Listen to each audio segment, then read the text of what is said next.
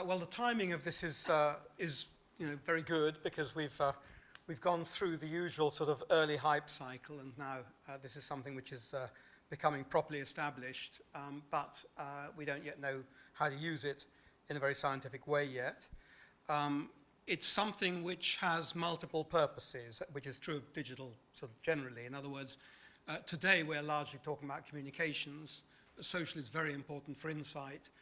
Social is very important for customer relationship management as well. It's got even more complicated since the growth of the mobile internet, so we've somehow got to manage all of the above within the wider marketing mix.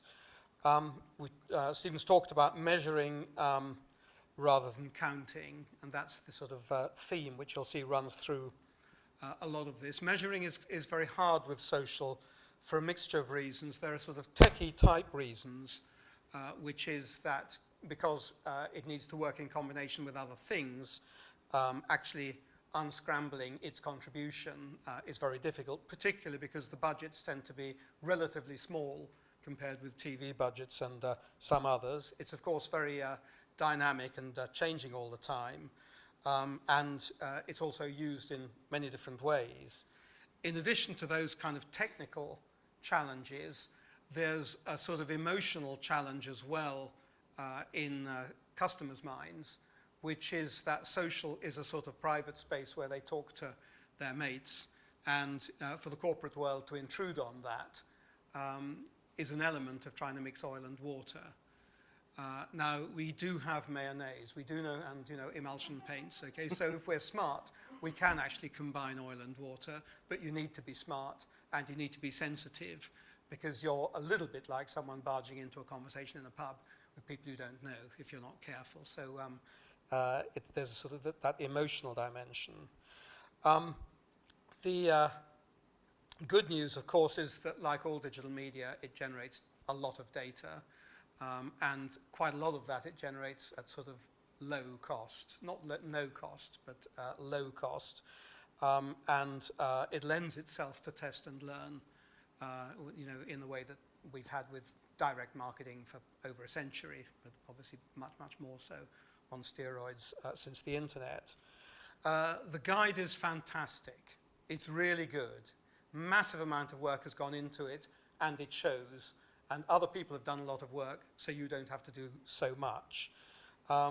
It's about the current state of play. It offers guidelines. It has some terrific cases.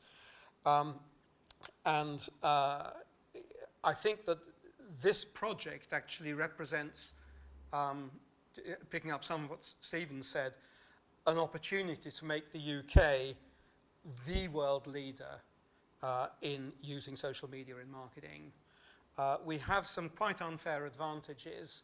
The first one, which I'll mention, is because we're at the IPA, we have this quite long tradition of effectiveness cases, which are sort of hugely more heavyweight than the F is in the States and so on, and are very tough. I've been a judge twice. I mean, they're all, I think the standards are even higher now than when of evaluation than when I was a judge.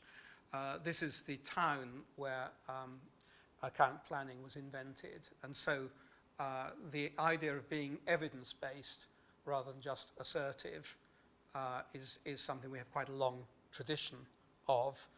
It so happens that we're also the #1 major market in the use of digital media for shopping and for advertising.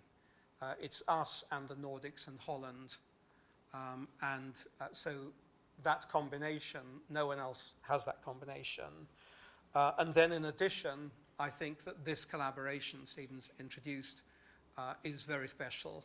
You've got 3 very smart organizations which take a grown-up view of the issues and collaborating together. However, we're only going to achieve that, we're only going to make the UK the world leader if we make it happen. First thing for all of you is read the guide. Despite what you've been told, don't be afraid of the full guide. It's very, very clear and very well written and full of case material and common sense. So use it, work with clients and so on. Secondly, as Stephen suggested, it's important that this initiative, it's not a one-off project, it's an ongoing program. So we need to keep it going with the events, with more cases and so on. And finally, just a plea, we will want more cases, and the discipline of preparing a case that's going to meet the very high standards. You've seen 13 out of 160. That discipline you'll find is sort of good for you, and I don't just mean morally. It is good for you because it forces you. I do expert witness work from time to time, and my God, that makes you concentrate your mind if you know that the lawyers on the other side are going to try and tear what you write to pieces. So think of the luxury of doing something for peer review and use that as a way of raising the quality of your work. So without any further ado, I'll hand straight on to James and Simeon, who are going to talk about the 7 big lessons. Thank you.